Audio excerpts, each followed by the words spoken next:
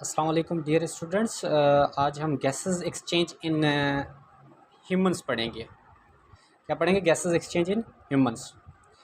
So humans के अंदर gases exchange कैसे होती है? हम कहते हैं humans do exchange gases for respiration. Humans क्यों करते हैं? रेस्पिरेशन के लिए, रेस्पिरेशन परफॉर्म करने के लिए करते हैं। So they have a proper system to perform respiration called respiratory system. इनके पास एक प्रॉपर सिस्टम मौजूद होता है जिसको रेस्पिरेटरी सिस्टम कहते हैं। अब रेस्पिरेटरी सिस्टम क्या है? वो सिस्टम है जिसके पास सेट ऑफ ऑर्गन्स मौजूद हैं और परफॉर्म करते हैं रेस्पिरेशन का अमल। अब रेस्पिरेटरी सिस्टम क्या है? रेस्पिरेटरी सिस्टम मैंने कहा जिसके अंदर सेट ऑफ ऑर्गन्स हो। और याद रखें, ये माउथ से लेकर एंड होता है कहाँ पर? लंग्स तक। और माउथ और लंग्स के दरमियान में भी ऑर्गन्स आते हैं। तो ये सारा का सारा निज़ाम मिलकर क्या बनाते हैं? रेस्पिरेटरी सिस्टम बनाते हैं। अब देखिए, मैं आपको एक गैसेस एक्सचेंज इन एनिमल्स की तरफ लेकर जाता हूँ। सो एनिमल्स गैसेस एक्सचेंज कैसे करेंगे? सो देखिए, गैसेस एक्सचेंज इन एनिमल्स। सो एनिमल्स मैंने कहा कि रेस्पिरेशन परफॉर्म करने के लिए करते हैं, तो रेस्पिरेटरी सिस्टम उसके अंदर इन्वॉल्व होता है। अब रेस्पिरेटरी सिस्टम क्या है? अब कहाँ से स्टार्ट होता है? बेटा माउथ से स्टार्ट होता है। ये माउथ है। ये क्या है? ये माउथ है। माउथ सॉरी, माउथ से नहीं, नोज से लेकर लंग्स तक का रास्ता है। सॉरी सॉरी, ये मैंने वहाँ पर माउथ लिखा है, ये नोज़ है। ओके बेटा, नोज़ से लेकर लंग्स तक का रास्ता होता है। अब नोज़ में देखो तो नोज़ में सबसे पहले एक नथने होती है, नाक की नथने होती है ना, जो ओपनिंग्स होती हैं नाक की, दो, उसके कहते हैं नॉस्ट्रल्स। नॉस्ट्रल्स दो तरह की होती हैं, एक बाहर की तरफ होती है, दूसरा अंदर की तरफ होती है। एक्सटर्नल नॉस्ट्रल्स भी होते हैं और इंटरनल नॉस्ट्रल्स भी होते हैं। तो सबसे पहले क्या है? नॉस्ट्रल्स। नॉस्ट्रल्स के बाद अंदर आती है केविटी, एक खाली जगह होती है जिसको कहते हैं नेजल केविटी। नाक के अंदर भी खाली जगह है, उसे हम क्या कहेंगे? Nasal cavity. माउथ के अंदर जगह है खाली, उसे हम कहेंगे ओरल केविटी। ओके। उसके बाद एक ओपनिंग होती है, एक क्या कहते हैं, मस्कुलर पाइपलाइन होती है या मस्कुलर ओपनिंग होती है जिसको हम कहते हैं फेरिंग्स, जिसको गला कहते हो। आप क्या कहते हो? गला या फेरिंग्स। फेरिंग्स से हवा आती है। एक फेरिंग्स के बाद हवा आती है कहाँ पर? लेरिंग्स में। लेरिंग्स क्या है? वॉइस बॉक्स, जहाँ से आवाज़ प्रोड्यूस होती है। और ऐसे लेरिंग्स की जो ओपनिंग होती है उसे हम कहते हैं glottis. The opening of larynx is called glottis. And glottis के ऊपर एक रिफ्लेक्सिव मस्कुलर लिड होती है। लिड मतलब ढक्कन की तरह होता है, जिसको कहते हैं एपिग्लॉटिस। लिड एपिग्लॉटिस है, ओपनिंग ग्लॉटिस है। और जो जगह है, ये जो साइट है, इसे हम कहते हैं लेरिंग्स, जो लाइक का also known as voice box या साउंड बॉक्स भी कहते हैं। उसके बाद एक हवा की लंबी नाली होती है जिसको कहते हैं ट्रेकिया। उसके लिए हम इसको कहते हैं विंड पाइप। ट्रेकिया या विंड पाइप। ओके। सो उसके बाद विंड पाइप, ट्रेकिया डिवाइड हो जाती है दोनों लंग्स के अंदर। ट्रेकिया जब डिवाइड हो, इनिशियली ट्रेकिया जब प्राइमरी डिवाइड हो, तो उसे हम कहेंगे ब्रोंकाई। एक को ब्रोंकाई, ब्रोंकस, और दो हैं, दो डिवीजन्स हैं, तो हम उसे कहेंगे ब्रोंकाई। इसी ट्रेकिया के ऊपर जो जो आपको सी शेप्ड नज़र आ रहे हैं, ये जो रिंग्स नज़र आ रहे हैं, इसको हम कहेंगे C shaped cartilage. C shaped cartilage मौजूद होते हैं। क्या होते हैं? कार्टिलेज मौजूद होते हैं। ये इस साइट को, ये जो एयर की वजह से कोलेप्स होने से रोकते हैं। ट्रेकिया को या रेस्पिरेटरी ट्रैक को क्या करते हैं? कोलेप्स होने से, डिस्ट्रॉय होने से रोकते हैं। ओके, बचाते हैं, महफूज रखता है। उसके बाद हवा छोटे छोटे से पाइपलाइंस के अंदर मूव करती है, छोटी छोटी सी थिन ट्यूब्स के अंदर मूव करती है। ये जो थिन ट्यूब्स हैं, इनको हम क्या कहते हैं? ब्रोंक्यूल्स। क्या कहते हैं बेटा? ब्रोंक्यूल्स कहते हैं। और इसी ब्रोंक्यूल्स के बाद, ये ब्रोंक्यूल्स के बाद ऊपर 6 नज़र आ रहे हैं। ये आपको गोल गोल गुब्बारे नज़र आ रहे हैं। इन गुब्बारों को हम क्या कहते हैं? एल्वियोलाई, जहाँ पर फंक्शनल यूनिट ऑफ लंग्स होता है। ये जो ऑर्गन है, ये लंग्स हैं। ये क्या है? लंग्स हैं। और ये जो सेक्स है, इसको एल्वियोलाई कहते हैं। और एल्वियोलाई किसके ऊपर हैंगे? ब्रोंक्यूल्स के ऊपर। ओके। ब्रोंक्यूल से पहले वो ब्रोंकाई थे, ब्रोंकाई। ओके। अब जो लंग्स होते हैं ना, लंग्स के ऊपर एक मेम्ब्रेन होती है। लंग्स के ऊपर एक मेम्ब्रेन होती है। लंग्स के ऊपर एक मेम्ब्रेन है जिसको कहते हैं ल्यूरल मेम्ब्रेन या प्लूरल मेम्ब्रेन। ल्यूरल मेम्ब्रेन कहते हैं। अब से एक सवाल करूं कि lungs is enclosed by a membrane called pleural membrane. Clear हो गया? तो याद रखें, ये सवाल पूछा भी जाता है, ल्यूरल मेम्ब्रेन। और लंग्स एक बोनी केज के अंदर मूव होता है, मतलब पिंजरे के अंदर महफूज पड़ा होता है, जिसको कहते हैं रिब केज। पसलियाँ होती हैं ना, पसलियों के अंदर, ये सपोज़ करें आगे से भी पसलियाँ होती हैं, पीछे से भी पसलियाँ होती हैं जो वर्टिब्रल कॉलम से जुड़ी हुई होती हैं। इस तरह का पंजरा होता है ना, पिंजरा, इस पिंजरे के दरमियान में लंग्स पड़े होते हैं, इस पिंजरे के अंदर पड़े हुए होते हैं, इस पिंजरे के अंदर लंग्स पड़े होते हैं। ऐसे ये पिंजरा होता है, इसके अंदर लंग्स पड़े हुए होते हैं। इसको कहते हैं रिब केज। क्या कहते हैं बेटा? Rib cage. जो आपको नज़र आ रहा है ये रिब्स हैं। क्या है? रिब्स हैं। और टोटल रिब्स कितनी है? 12 पेयर्स में होती है। 12 पेयर मतलब, पेयर मतलब जोड़ा, 12 का जोड़ा कितना होगा? 24। ओके, सो 24 टोटल रिब्स होती हैं, या 12 पेयर ऑफ रिब्स होती हैं, और जो क्या फॉर्म करती हैं? रिब केज, बोनी रिब केज के अंदर होती है। मतलब बोन से भी महफूज है, मेम्ब्रेन से भी महफूज है। बोन से कहूँ तो रिब केज से महफूज है लंग्स, मेम्ब्रेन से कहूँ तो ल्यूरल मेम्ब्रेन, और इसी ल्यूरल मेम्ब्रेन के अंदर एक फ्लूइड पाया जाता है, किसको कहते हैं? Pleural fluid. क्या कहते हैं? Pleural fluid. ल्यूरल फ्लूइड क्या करता है? ल्यूरल फ्लूइड लुब्रिकेशन का काम करता है। बेटा याद रखें, ल्यूरल फ्लूइड का काम क्या है? लुब्रिकेशन, लुब्रिकेशन देना, मतलब लंग्स के ऊपर का जो फ्रैक्शन है उसको रिड्यूस करना, ताकि इजीली गैसेस इन और आउट होती रहे, फ्रैक्शन को रिड्यूस करना। अच्छा, लंग्स के अंदर दो तरह के मसल्स पाए जाते हैं। देखिए, ये लंग्स की वॉल है, ये क्या है? लंग्स की वॉल है। इसके अंदर की तरफ जो मसल्स हैं उन्हें हम कहते हैं इंटरनल इंटरकोस्टल मसल्स।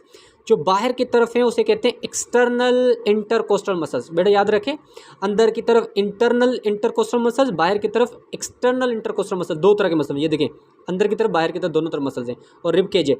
ओके, ये मसल्स मूवमेंट दिलाते हैं। और मसल्स, ये जो हमारे लंग्स हैं, दोनों लंग्स एक शीट ऑफ मसल्स के ऊपर पड़े हैं। इस शीट ऑफ मसल को हम क्या कहते हैं? डायफ्राम। अब देखिए, लंग्स कहाँ पर मौजूद हैं? Thoracic cavity. देखिए, नाक के अंदर कैविटी, नेजल कैविटी, माउथ के अंदर कैविटी, ओरल कैविटी, क्लियर है। उसके बाद जो ये जो थोरेसिक, ये जो हमारा चेस्ट रीजन होता है ना, चेस्ट कैविटी जो होते कहती है, चेस्ट कैविटी, चेस्ट वाला हिस्सा, उसको चेस्ट कैविटी कहते हैं। चेस्ट कैविटी भी कहते हैं, या थोरेसिक कैविटी भी कहते हैं। क्या कहते हैं? Thoracic cavity. चेस्ट कैविटी का नाम क्या है? Thoracic cavity. और उसके नीचे, ये जो डायफ्राम के नीचे जो कैविटी है उसको कहते हैं abdominal cavity, abdominal cavity. Okay, so chest cavity और एब्डोमिनल कैविटी को के दरमियान में एक शीट ऑफ मसल पड़ी हुई है, इनके दरमियान में, बीच में पड़ी हुई है, जिसको कहते हैं डायफ्राम, जिसके ऊपर लंग्स पड़े हुए, जिसके ऊपर क्या पड़े हुए? लंग्स। तो लंग्स कहाँ पर मौजूद है बेटा? ये आप बताओगे कि लंग्स कहाँ पर मौजूद है, और लंग्स कितनी चीज़ों से, मतलब lungs are protected by how many forms. Okay, lungs की प्रोटेक्शन कितनी फॉर्म्स में की गई है? ओके, अब अगर हम देखें रेस्पिरेटरी सिस्टम, मैंने आपको सिर्फ समझाया है, अब मैं आपको ये पढ़ाऊंगा कि ये पूरा रेस्पिरेटरी सिस्टम आपको क्लियर करना। पहले माइंड में तो आपका डायग्राम होगा ना, तो आप इजीली समझ जाओगे। अब देखिए, हमने रेस्पिरेटरी सिस्टम पढ़ा, उसमें सबसे पहले हमारे पास आ रहा है जो कि एयर पैसेज वे आ रहा है। क्या आ रहा है? एयर पैसेज वे आ रहा है। अब एयर पैसेज वे क्या है? एयर पैसेज वे में सबसे पहले आ रहा है यहाँ पर हमारे पास, याद रखिए कि हमारे पास एयर पैसेज वे, जो कि मतलब हवा की जो पैसेज है वो है। तो देखिए, हवा नॉस्ट्रिल से एंटर होती है, नेज़ल कैविटी में आई, नेज़ल कैविटी से फेरेंक्स में जाएंगी, फेरेंक्स से लेरिंग्स में, लेरिंग्स से ट्रिकिया में, ट्रिकिया से ब्रोंकाई में, ब्रोंकाई से ब्रोंक्योज में, और ब्रोंक्योज से एल्विलर डक्ट या एल्विलाई में आ जाएंगे। फिर एल्विलाई में गैसेस एक्सचेंज होगी और वहाँ से वापस बाहर भी आ जाएगी। अब देखिए, सबसे पहले नोज़ से स्टार्ट करते हैं, तो नोज़ वाला ऑर्गन पढ़ते हैं। अब नोज़, अब नोज़ में दो चीज़ें हैं, एक है नोस्ट्रल, दूसरा है नेज़ल कैविटी। ओके, एक है नोस्ट्रल, दूसरा है नेज़ल कैविटी। अब नोज़ में अंदर दो चीज़ें मौजूद हैं, एक क्या है? नज़ल के नोस्ट्रल्स, ये दो नंबर दो होते हैं ना, opening of nasal cavity, opening of nasal cavity, nasal cavity जो ओपनिंग होती हैं उसे हम क्या कहते हैं? Nostrils, nostrils, through which outside air enter into nasal cavity, जहाँ से हवा अंदर दाखिल होती है, हवा अंदर दाखिल होती है, ये जो ओपनिंग होती है जहाँ से हवा दाखिल होती है, ये जो ओपनिंग है इसे हम कहेंगे नोस्ट्रल। उसके बाद नेज़ल कैविटी, नेज़ल कैविटी क्या है? It is the cavity of nose या hollow space of the nose, hollow space है, खाली जगह है। It is lined with mucus membrane of ciliated epithelial cells, इसके अंदर म्यूकस मेम्ब्रेन या सीलेट ऑफ एपिथेलियल सेल्स मौजूद हैं जो म्यूकस सीक्रेट करते हैं, और हेयर्स मौजूद हैं। ओके, म्यूकस में अब देखिए हेयर का काम क्या होता है? It contain hairs and mucus, इसके अंदर दो तरह के हेयर भी मौजूद होते हैं, सिलेटेड सेल्स हैं, हेयर मौजूद होंगे और म्यूकस मौजूद होगा। म्यूकस क्या होता है, ये जो अंदर फ्लूइड पड़ा होता है ना नाक के अंदर, वो म्यूकस है। सो हेयर का काम क्या होता है, trap the dust particles from air, हवा से डस्ट पार्टिकल को ट्रैप करना। और म्यूकस का काम है वार्म करना, मॉइस्ट करना एंड फिल्टर करना डस्ट पार्टिकल्स को वार्म करना, फिल्टर करना और क्या करना, फिल्टर करना, डस्ट मॉइस्ट करना। जैसे कि हेयर क्या करेंगे, हवा अंदर गई तो डस्ट पार्टिकल को या बैक्टीरिया वगैरह को वो क्या करेंगे, सपोज करेंगे उन्होंने क्या कर दिया, ट्रैप कर लिया। अब उसके अलावा म्यूकस का काम क्या है बेटा, म्यूकस का काम है जैसे कि बाहर का टेम्परेचर 47 डिग्री सेंटीग्रेड है, अंदर का टेम्परेचर कितना है, अंदर का टेम्परेचर है सपोज 37 डिग्री सेंटीग्रेड रहना है, तो बाहर का टेम्परेचर तो ज़्यादा है, अंदर का टेम्परेचर कम है, तो क्या होगा, मॉइस्ट बना देगा, वम और मॉइस्ट करेगा ताकि बाहर का टेम्परेचर जो है वो अंदर के टेम्परेचर के साथ मिला हुआ हो। एयर का टेम्परेचर रेगुलेट करता है कौन, म्यूकस, जो नेजल कैविटी के अंदर मौजूद है बेटा, ये चीज़ याद रखें, नेजल कैविटी। चलें, अब नेजल कैविटी के बाद हमारे पास आता है कौन सी चीज़ है, हमारे पास है क्या मौजूद है, थ्रोट मौजूद है। कौन सी चीज़, थ्रोट, कि थ्रोट मौजूद है।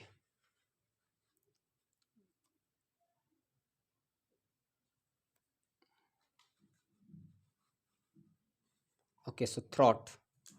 अब थ्रोट की बात करते हैं, थ्रोट क्या है, थ्रोट या फेरिंग्स हमने कहा था, जिसको फेरिंग्स या थ्रोट भी कह सकते हो। ये क्या है, it is a muscular and common opening for food and air. हवा और नाली, सॉरी हवा एक ऐसी मस्कुलर कॉमन ओपनिंग है, ट्यूब है, मस्कुलर ट्यूब है, जिसके अंदर हवा और एयर दोनों आते हैं, हवा भी आती है और एयर भी आता है, हवा और एयर दोनों एंटर होंगे। जैसे कि ये ओपनिंग है जिसके अंदर हवा, फूड भी आया है और हवा भी है, फूड और एयर दोनों मौजूद हैं। इस ओपनिंग को हम क्या कहेंगे, फेरिंग्स कहेंगे। ओके, फेरिंग्स की साइज़ कितनी होती है, 12 टू 16 सेंटीमीटर होती है long, 12 to 16 centimetre, 12 to 16 centimetre okay long होती है। दूसरा है लेरिंग्स, लेरिंग्स को हम कहते हैं वॉइस बॉक्स। वॉइस बॉक्स अब क्या है, it is also called as voice box. Okay, इसको वॉइस बॉक्स भी कहते हैं। The opening of larynx called glottis, मैंने आपको बताया ना, ओपनिंग जो होती है उसको ग्लोटिस कहते हैं। Larynx is a muscularly controlled covering a lid like structure which protects larynx during swallowing called epiglottis। मैंने कहा था ना, जब फेरिंग्स सपोज करें यहाँ पर ये बोलस है, ये फेरिंग्स है, और फेरिंग्स के बाद दो तरह की ओपनिंग होती हैं, एक होता है लेरिंग्स, दूसरा होता है एसोफिगस। अब ये आ गया फूड, इसके दरमियान में ये लिड पड़ा हुआ है। ओके, इसकी जो ओपनिंग है इसे ग्लोटिस कहते हैं, ये जो ओपनिंग है इसको ग्लोटिस कहेंगे, ये जो लिड है इसको एपिग्लोटिस कहेंगे। अब जैसे ही हवा, मतलब हम फूड खाते हैं तो ये क्या होता है, ये ढक्कन इसको कवर कर लेगा, इसको लेरिंग्स को, ताकि ये जो खाना है एयर के अंदर ना आए, बल्कि कहाँ जाए, एसोफिगस के अंदर चला है। कहाँ पर है, एसोफिगस के अंदर चला है। तो इसको इसीलिए इसका काम है, लिड का क्या काम है, ग्लोटस का काम है कि डायरेक्शन देना फूड को, ताकि वो एयर वाले राइट रूट को ना अपनाए, ताकि वो कहाँ पर है, फूड पाइप के अंदर आ जाए, oesophagus. Okay, it contain vocal cords, इसके अंदर वोकल कॉर्ड्स मौजूद होते हैं, ये रिंग मौजूद होते हैं। जैसे कि ये क्या है, ये हमारे पास लेरिंग्स है और इसके पास वोकल कॉर्ड्स, ये रिंग मौजूद हैं, वोकल कॉर्ड्स कहते हैं इनको।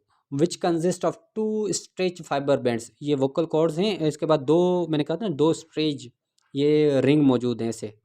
ओके, फाइब्रस बैंड्स मौजूद हैं। From which sound is produce, जहाँ जिसकी वजह से साउंड प्रोड्यूस होता है, बाय वाइब्रेशन ऑफ एयर, जिससे ही हवा इससे टकराती है तो ये क्या करते हैं, वाइब्रेट होते हैं और क्या प्रोड्यूस करते हैं, साउंड प्रोड्यूस करते हैं। उसके बाद ट्रिकिया, मैंने क्या कहा, हवा जब इनसे टकराती है तो ये वाइब्रेट होते हैं, जैसे गिटार बजाते हैं ना, तो गिटार के ऊपर भी हम क्या करते हैं, नेल्स से उसको क्या करते हैं, स्ट्रिम्प करते हैं, ताकि वो क्या करे, साउंड प्रोड्यूस करे। वैसे ही वही काम ये वोकल कॉर्ड्स यहाँ पर करेंगे, ये जो फाइब्रस बैंड्स हैं, जैसे हवा टकराएगी तो ये ऐसे क्या करेंगे, वाइब्रेट होंगे और साउंड प्रोड्यूस करेंगे। ट्रिकिया, अब ट्रिकिया क्या है, ट्रिकिया को विंड पाइप भी कहते हैं। ये 12 सेंटीमीटर लॉन्ग है, कितनी है, 12 सेंटीमीटर। ओके, कितनी, ये 12 सेंटीमीटर नहीं है बेटा, ये याद रखें, 12 सेंटीमीटर नहीं है। Okay, so it's wrong. Trachea जो विंड पाइप है ये सम हाउ हम कहते हैं कि 24 सेंटीमीटर लॉन्ग है। ओके 24 या 20 to 24 सेंटीमीटर लॉन्ग होता है। अच्छा ये जो सी शेप्ड इसके पास कार्टिलेज होते हैं, क्या होते हैं? सी शेप कार्टिलेज। इसके ऊपर क्या होते हैं? सी शेप कार्टिलेज होते हैं due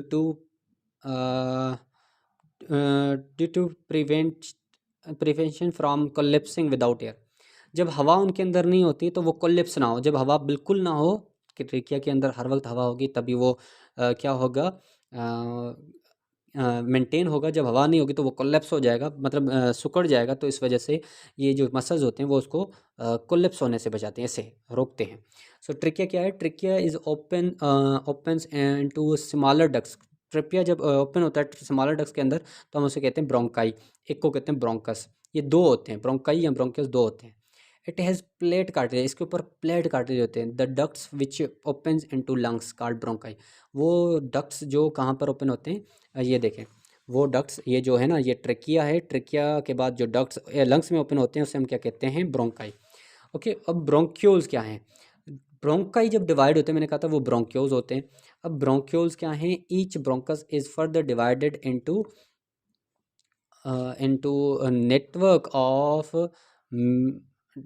of thin tubes which opens into air sacs or alveolus called bronchioles। जब हम बात करें, ये देखें ब्रोंकाई जब थिन ट्यूब्स के अंदर डिवाइड हो जाती हैं, जो ओपन होते हैं इस एल्विलाई के अंदर, इसको हम क्या कहेंगे? ब्रोंक्योल्स। ये बहुत ज़्यादा सारी होती हैं। ओके इनके अंदर कोई कार्टिलेज नहीं होता। तो याद रखें ब्रोंकाई और ब्रोंक्योल्स में किसके पास कार्टिलेज होता है? तो याद रखें ब्रोंकाई के पास होता है, ब्रोंक्योल्स के पास कार्टिलेज नहीं होता। अच्छा they do not contain cartilage circular smooth muscles. अच्छा इसके पास सर्कुलर स्मूथ मसल्स होते हैं। अच्छा एयर सेक्स क्या होते हैं? एयर सेक्स या alveoli functional unit of lungs होते हैं, consist of microscopic single layer of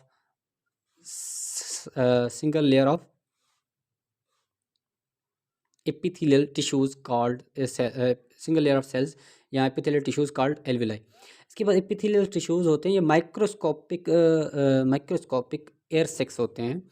site for gases exchange, ये साइट है गैसेस एक्सचेंज की। Has network of capillaries from alveoli from alveoli. अच्छा इसके पास बहुत सारी कैपिलरीज होती हैं। जैसे कि ये देखें ये एक एल्विलाई है, ये क्या है? ये एल्विलाई है, ये एयर से के हवा अंदर आई, हवा अंदर आई, एयर अंदर आया और यहाँ पर कैपिलरीज हैं। हवा से गैसेस एक्सचेंज हुई इसके अंदर ब्लड कैपिलरीज के अंदर और ब्लड से। तो ऑक्सीजन यहाँ पर आया, कार्बन डाइऑक्साइड एल्विलाई के अंदर गया और वही कार्बन डाइऑक्साइड यहाँ एल्विलाई से दोबारा से बाहर चला गया और माउथ के ज़रिए बाहर आ गया। Oxygen is taken into the blood haemoglobin of RBCs of blood. Oxygen RBCs haemoglobin, RBC के ऊपर जो हेमोग्लोबिन मॉलिक्यूल होता है, प्रोटीन होता है, वो ऑक्सीजन उठाता है फ्रॉम ब्लड और कार्बन डाइऑक्साइड जो डिफ्यूज़ होता है एल्विलाई के अंदर। मतलब क्या होगा, मैंने यही कहा ब्लड के अंदर ऑक्सीजन आएगा और ब्लड से कार्बन डाइऑक्साइड एल्विलाई के अंदर होगा और वही दोबारा से एक्सपेल्ड आउट हो जाएगा। तो ये एल्विलाई का काम क्या होता है? ओके क्या होता है? एल्विलाई का काम होता है, फंक्शन होता है। ओके उसके बाद अगर आपको याद रखें कि हमारे पास जो लंग्स मौजूद हैं, क्या हैं? लंग्स। लंग्स क्या हैं? लंग्स की अगर बात करें तो आप लंग्स को यहाँ से देखें। लंग्स क्या है? ओके ओके सो लंग्स को स्टार्ट करते हैं। लंग्स क्या है बेटा? लंग्स की अगर बात करें तो लंग्स क्या हैं? Lungs are the main organ for respiratory system. Respiratory system के सबसे मेन ऑर्गन कौन से हैं? लंग्स हैं। Human contain pair of lungs. Human के अंदर कितने लंग्स हैं? 2 लंग्स हैं, पेयर ऑफ लंग्स हैं। Each lung is soft spongy, soft होता है, स्पंजी होते हैं, नरम स्पंजी होते हैं और pinkish in colour appearance. Okay और इनका कलर क्या होता है? पिंकिश कलर होता है। Lungs are located inside the chest cavity. मैंने कहा था लंग्स कहाँ पर मौजूद है? चेस्ट कैविटी या थोरेसिक कैविटी के अंदर। कहाँ पर? थोरेसिक कैविटी के अंदर। Chest walls is made up of 12 pairs of ribs from front to back. मैंने क्या कहा था? रिब्स मौजूद हैं। अब आगे की तरफ भी रिब्स मौजूद हैं और पीछे की तरफ भी रिब्स मौजूद हैं। आगे की तरफ भी और पीछे की तरफ भी रिब्स मौजूद हैं। तो हम उनको क्या कहेंगे? ये रिब केज बनाती हैं। 12 पेयर्स ऑफ रिब्स हो जाते हैं। Ribs are attached with intercostal muscles. Okay okay, किससे अटैच है? इंटरकोस्टल मसल से। ICM लिखा है, इंटरकोस्टल मसल्स। मैंने आपको बताया था दो तरह की, आउटर इंटरनल इंटरकोस्टल मसल्स और एक्सटर्नल इंटरकोस्टल मसल्स। मेरे लेक्चर के अंदर मैंने आपको बताया था रेस्पिरेटरी सिस्टम, जब पूरा डायग्राम दिखा था तो वहाँ पर मौजूद है। इसके अलावा lungs are enclosed by membrane called pleural membrane और प्लूरल मेम्ब्रेन। ल्यूरा या ल्यूरल मेम्ब्रेन, मैंने कहा था ना इसके ऊपर मेम्ब्रेन होती है, लंग्स के ऊपर मेम्ब्रेन होती है जिसको ल्यूरल मेम्ब्रेन कहते हैं। The outer membrane called parietal. अच्छा, ये चीज़ याद रखनी है, जो ल्यूरल मेम्ब्रेन है, ल्यूरल मेम्ब्रेन, जैसे कि अगर मैं लंग्स दिखाऊं, लंग्स की अगर बात करूं तो लंग्स के ऊपर ये देखें, लंग्स जो मौजूद हैं इस तरह से, ये लंग्स हैं। लंग्स के ऊपर दो मेम्ब्रेन मौजूद है। ये जो मेम्ब्रेन है ये दो तरह की मेम्ब्रेन, दो डबल मेम्ब्रेन है। क्या? डबल मेम्ब्रेन का ल्यूरल मेम्ब्रेन, और जो इसमें जो आउटर मेम्ब्रेन है उसको पेराइटल कहते हैं। ये जो बाहर वाली मेम्ब्रेन है उसको पेराइटल कहेंगे, जो अंदर वाली मेम्ब्रेन है उसको वाइसर कहेंगे। आउटर मेम्ब्रेन कॉल्ड पेराइटल में and inner membrane called visceral. अंदर की तरफ वाइसरल, बाहर की तरफ पेराइटल। और इन दोनों मेम्ब्रेन के दरमियान में फ्लूइड पाया जाता है जिसको कहते हैं pleural fluid. Lungs are conical in shape. Lungs का शेप क्या होता है? कॉनिकल शेप होता है। ओके, बीन शेप्ड होते हैं। Lungs are separated by a region called mediastinum. Mediastinum. Lungs दोनों सेपरेटेड होते हैं। ये देखें, दोनों लंग्स हैं, ये लंग्स हैं, ये भी लंग्स हैं, ये भी लंग्स हैं। ये जो सेपरेशन है ना, इनके दरमियान में जो सेपरेशन, दो लंग्स अलग जो होते हैं ना, इसको कहते हैं मीडियस्टिनम, कहते हैं मीडियस्टिनम। चलिए दोबारा से बना लेता हूँ। ये दो लंग्स हैं, ये भी लंग है और ये भी लंग है, इसके दरमियान में ये जो जगह है इसको कहते हैं mediastinum. So lungs are separated by a region called space called mediastinum. ये चीज़ याद रखें, लंग्स, दो लंग्स जब सेपरेटेड हैं उस जगह को क्या कहते हैं? उनकी उस जगह को क्या कहते हैं? मीडियस्टिनम। राइट लंग है slightly larger than the left lung. Right lung थोड़ा सा बड़ा होता है लेफ्ट लंग से, और right lung weight is about 600 gram, carry 56% of the total volume. Right lung का वॉल्यूम कितना है? 600 ग्राम वेट है, और ये 56% टोटल वेट वॉल्यूम कैरी करता है। वॉल्यूम कितना कैरी करता है? 56%। वेट कितना है? वॉल्यूम और वेट में फ़र्क है बेटा।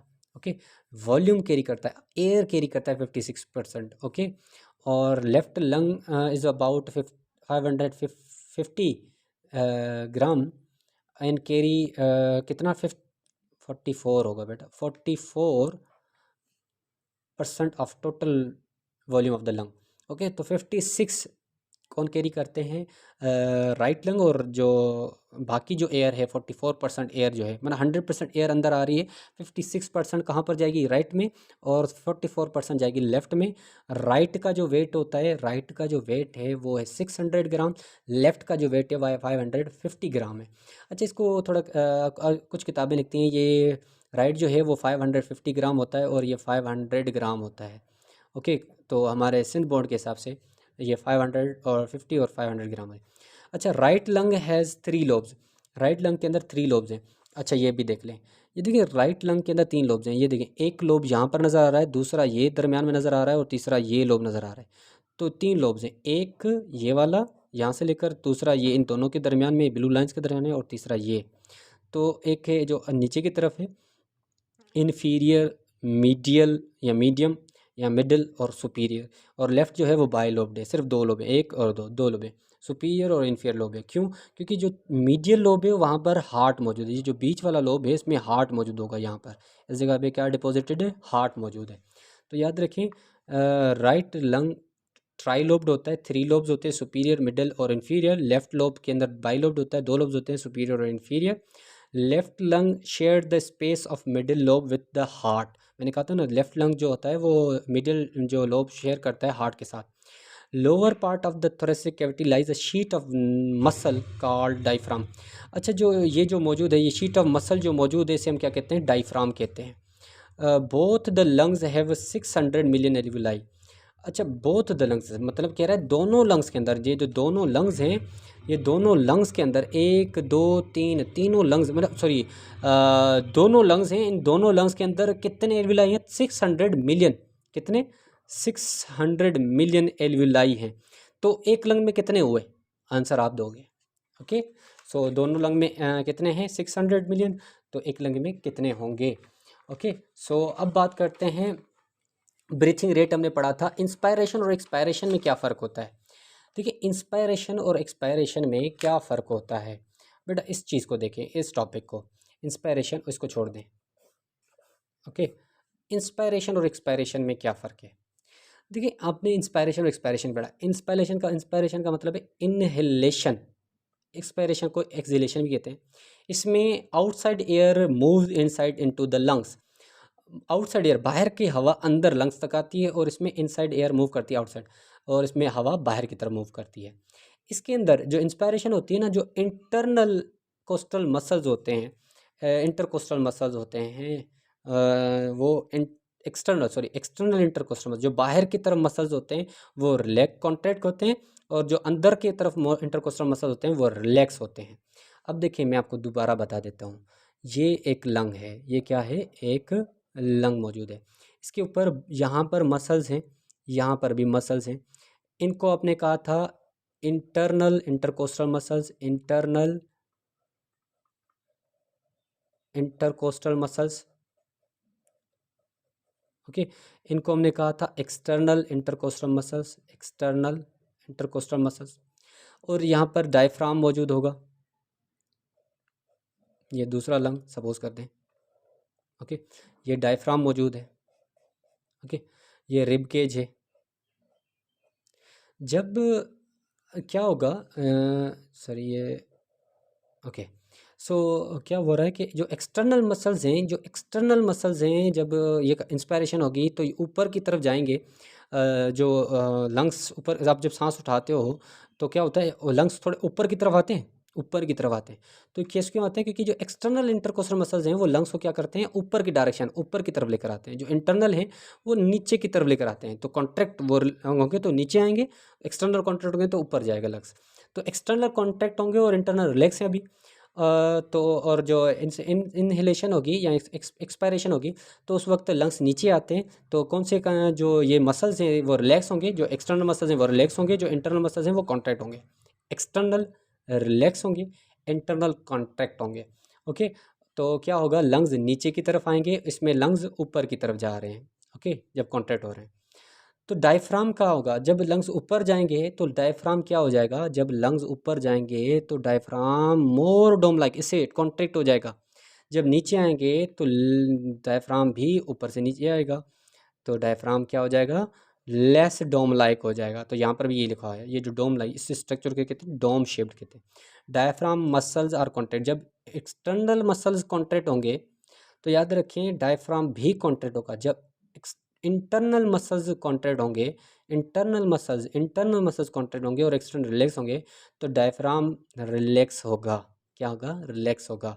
और क्या स्ट्रक्चर होगा, लेस डोम लाइक होगा, इसमें मोर डोम लाइक होगा। ओके, रिब केज मूव करेगा अपवर्ड और फॉरवर्ड। इसमें रिब केज मूव करेगा बैकवर्ड और डाउनवर्ड, बैकवर्ड और डाउनवर्ड। जब आप सांस उठाओगे तो आप खुद भी फील कर सकते हो। ओके, ऊपर जाएगा और बैकवर्ड और सॉरी फॉरवर्ड आएगा, लंग्स की साइज ऐसे खुलेंगे, लंग्स के रिब केज खुलेंगे, ऊपर आएंगे और खुलेंगे। ओके, तो अपवर्ड और फॉरवर्ड ऐसी मूवमेंट होगी जब इंस्पायरेशन होगी। और एक्सपायरेशन में बैकवर्ड और डाउनवर्ड, क्या एक ये एक्सपायरेशन हो रही है, बैकवर्ड डाउनवर्ड, तो ये मूवमेंट है। देखिए, बैकवर्ड एंड डाउनवर्ड मूवमेंट हो रही है। Volume of rib cage increase, देखिए इसका जो रिब केज का जो वॉल्यूम है, रिब केज मतलब ये जो पिंजरा है रिब केज का, वो उसका वॉल्यूम क्या हो जाएगा, बढ़ जाएगा। जब वॉल्यूम बढ़ जाए तो एयर प्रेशर क्या हो जाएगा, डिक्रीज़ हो जाएगा, और ये एक एक्टिव प्रोसेस है, हवा अंदर आ जाएगी इजीली, क्योंकि हवा अंदर आएगी, प्रेशर अंदर घटे कम है। अपने कॉइल्स फिजिक्स के अंदर या केमिस्ट्री के अंदर पढ़ा होगा बॉयल्स लॉ। बॉयल्स लॉ क्या कहता है कि volume is inversely proportional to pressure. अब मैं क्या कह रहा हूँ, जब ये सारा कुछ हो रहा है, एक्सटर्नल मसल्स कॉन्ट्रैक्ट हो रहे हैं, इंटरनल रिलैक्स हो रहे हैं, डायफ्राम कॉन्ट्रैक्ट हो रहा है, रिब केज फॉरवर्ड और अपवर्ड मूव कर रहे हैं, वॉल्यूम इंक्रीज़ हो रहा है, प्रेशर डिक्रीज़ हो रहा है। जब वॉल्यूम इंक्रीज़ हो रहा है, वॉल्यूम बढ़ेगा, प्रेशर घटेगा, तो इन्वर्सली है ना। एक चीज़ बढ़े दूसरा कम हो तो इन्वर्सली, एक चीज़ बढ़े दूसरी चीज़ भी बढ़े उससे, तो हम कहेंगे डायरेक्टली। तो ये inversely proportional, volume is inversely proportional to pressure, ये कौन कहता है? बॉयल्स लॉ कहता है। तो उसी के तहत यहाँ पर प्रेशर कम होगा, जिसकी वजह से एयर ईजिली खुद ब खुद अंदर आ जाएगी। और ये एक्टिव प्रोसेस, एक्टिव प्रोसेस कौन सा होता है? विदाउट एनर्जी यूज़ किए हुई जो ऑक्सीजन होती है ना, विदाउट एनर्जी इस्तेमाल किए हुए ऑक्सीजन अंदर आएगा, यहाँ एयर अंदर आएगा। और इसके अंदर क्या होगा? जब इसके अंदर जब रिबकेज नीचे की तरफ आ रहा है तो वॉल्यूम डिक्रीज़ होगा। जब वॉल्यूम डिक्रीज़ होगा तो प्रेशर इंक्रीज़ होगा। जब प्रेशर इंक्रीज़ होगा तो कोई चीज़ बाहर की तरफ आ जाएगी। तो प्रेशर जब इंक्रीज़ होगा तो एयर बाहर अंदर आ जाएगी। जब प्रेशर डिक्रीज़ हुआ तो अंदर आई, जब प्रेशर इंक्रीज़ हुआ तो बाहर। तो ये क्या है? ये भी एक पैसिव प्रोसेस है।